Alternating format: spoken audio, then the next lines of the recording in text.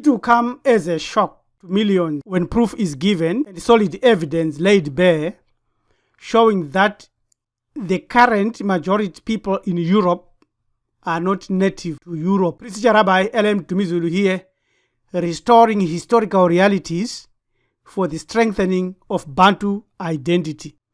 Committee Hebrew Ethics, Maarifa Development Organization. How is European history false?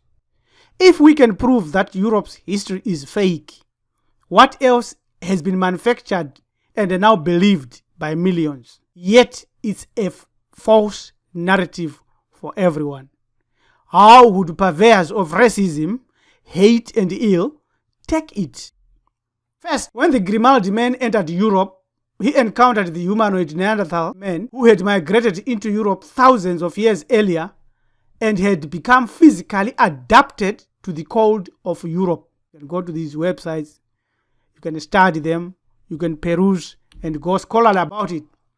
Why there is a lot of deliberate gray areas in European history?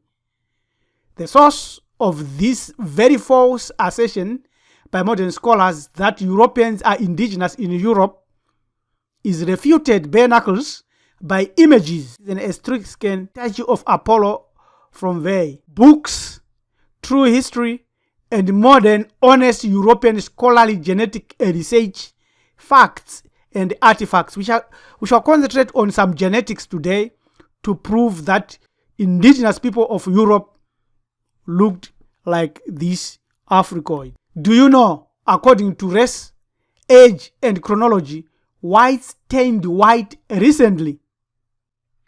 There is a genetic study there. Lighten up. European skin turned pale only recently. Gene suggests. It's not my fact. It is a fact. You go and study this pair of DNA, SLC24A5 gene. Study this gene deeply and further. At Maarifa Development Organization, we have got papers, academic papers, laboratory research that zeroes in on this SLC24A5. Researchers have disagreed for decades about an issue that is only skin deep. How quickly did the first modern humans who swept into Europe acquire pale skin? Now, a new report on the evolution of a gene for skin color suggests that Europeans lightened up quite recently, perhaps only 6,000 to 12,000 years ago. This contradicts a long-standing hypothesis that modern humans in Europe grew paler about 40,000 years ago, as soon as they migrated into those northern latitudes. Under darker skies, pale skin absorbs more sunlight. A team led by geneticist Keith Sheng of Pennsylvania State University College of Medicine in Hershey found two variants of the gene that differentiates by just one amino acid. Nearly all Africans and East Asians had one allele, whereas 98% of the 120 Europeans in the study had the other. You can go to Science, 28 October 2005, page 601, and study that. But who are they really? Where did they come from? If they are not indigenous in Europe, who is indigenous in Europe in all honesty? Let's look at these facts. On the other hand, the indigenous people of Europe, ancient black Egyptians, Sumerians, Mohenjo-Darons, Harappians, and Cretans, Elamites, and Nubians were literate 3,000, 4,000 years prior to the arrival in Europe of this new race, who today are the modern Greeks or Romans. And there is ample evidence on this. More surprisingly, European scholars 100 years ago freely admitted that they moved into Europe, that they were not native to those lands, while they were in error on many other things. Some of them have been corrected and identified by the DNA, and also their identified home or homeland is in Central Asia, hence the name Caucasian. The Northern American Review, volume 0139, issue 334, September 1884, the title, Our Remote Ancestry, author Winchell Alexander, professor, Collection Journals, North American Review, and these dates given. He says here our remote ancestry, and he explained a lot and explains a lot of what sort of ancestry do we boast. What kind of blood mixture circulates in our veins? Of what distant lands does it bring us the reminiscence of? Of what migrations, what conflicts, what miseries, what aspirations? Who are we that have been made by the strife and tumult of crash and collisions of ages whose sounds have so long been silenced? He goes on to explain a lot of this stuff.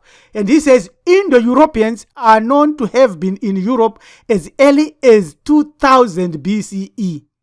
Before this epoch, two empires had been established by other invaders, the Iberian in southwest and the Pelasgian in the southeast.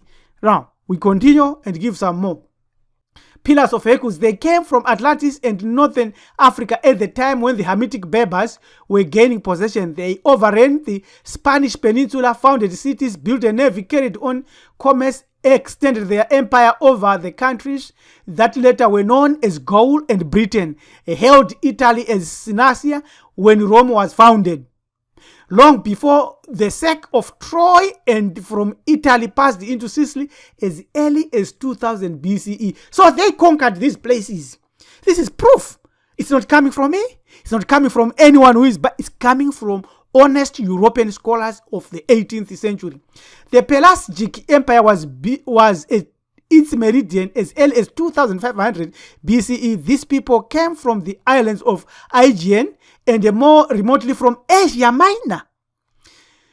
They were originally a branch of a sun-bent Hamitic stock that led to the basis of civilization in Canaan and Mesopotamia, destined later to be Semitized. So Semitic means they were mixed up with other people. So you can study and read all this stuff and you will find that it has all to do with migrations of a group of people from the east across right into Europe and taking over Europe from the indigenous people. One scholarly explanation from DNA research says this. A snapshot from the Daily Mail United Kingdom news story. Ancient Europe was a melting pot with a jumbled ancestry. Newly released genomes from around a dozen early inhabitants of Europe suggest that the continent was once a melting pot in which brown-eyed farmers encountered blue-eyed hunter-gatherers. A report in Nature claims that present-day Europeans have ancestry from 3 groups in various combinations. Hunter-gatherers, some of them blue-eyed, who came from Africa more than 40,000 years ago. Middle Eastern farmers who migrated west much more recently. A mysterious population whose range may have spanned northern Europe and Siberia. These 3 groups were identified from genomes of 8,000-year-old hunter-gatherers. One from Luxembourg, the other one from Sweden, and the other one from Germany. So let's look at this in their individuality now. Hunter-gatherers, some of them blue-eyed, who came from Africa more than 40,000 years ago, they would have looked like this. So that's clear. That clears all the blue eyes, the blonde hair that people raise. So Middle Eastern farmers who migrated west more recently, they would have looked like this. This is Africoid. These are Middle Eastern African, actually, or so-called Middle Eastern African, a Libyan, a Canaanite, a Syrian, a Nubian, and Bo to Pharaoh. And so go to this website to study more. This is a rich website for everyone who wants to look at this. So we continue with European DNA study. Scientists say nomads from north of Black and Aral Seas moved west to northern Germany 4,500 years ago. That's clear. Yamnaya skeleton unearthed in a cemetery 40 miles east of Samara in Russia. Samara. Remember, that's Sumeria. Remember that also, right? Samaritan. So you see that. Scientists say ancient DNA samples indicate a massive migration to Europe from the east took place about 4,500 years ago. The findings supported the theory that some Indo-European languages such as Germanic and Slavic were introduced by people from the steppe. That is the Caucasus mountain. Right? It goes on to explain all this. And then lastly, this mysterious warring population whose range may have spanned northern Europe, Siberia, Caucasus Mountain, started arriving in Europe and taking over. We have no idea who that could be.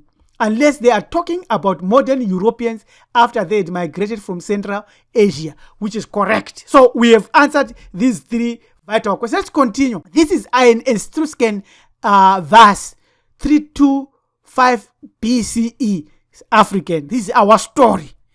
We are not our ancestors. Evidence for discontinuity between prehistoric and modern Europeans.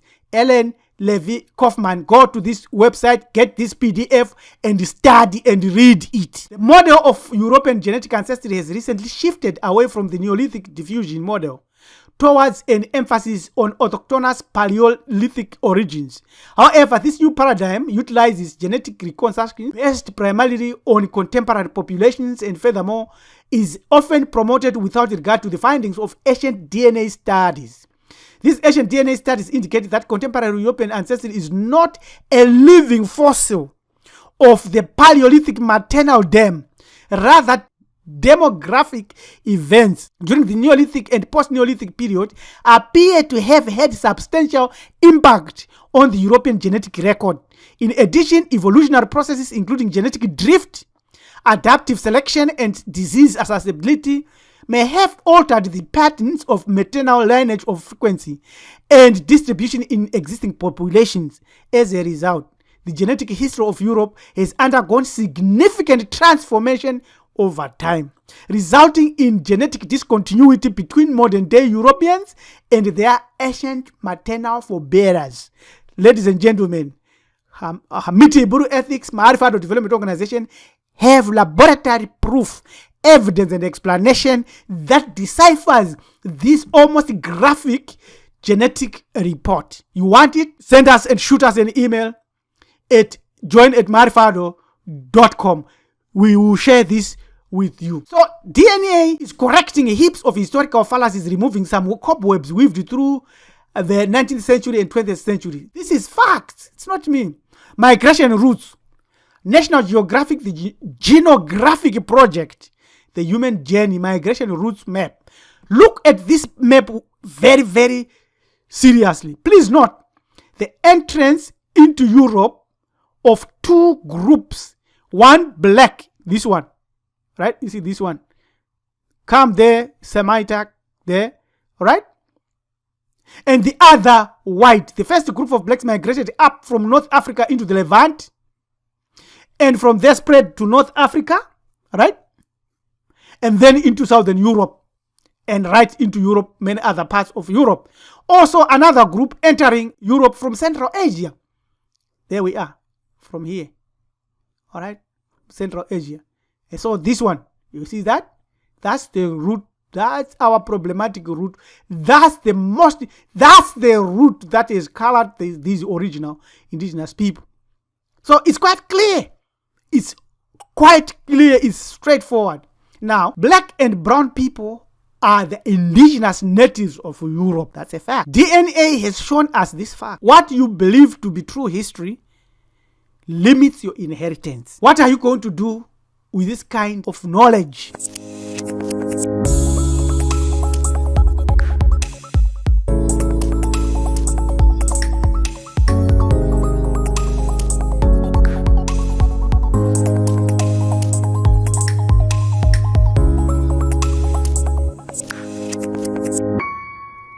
This is Priest Rabbi LM Dumizulu. Subscribe to our channel, Committee Buru Ethics, Maarifa Development Organization. Earthwide unity of Bantus is a must. We are united. We will be on a track. Thank you. Have a good day.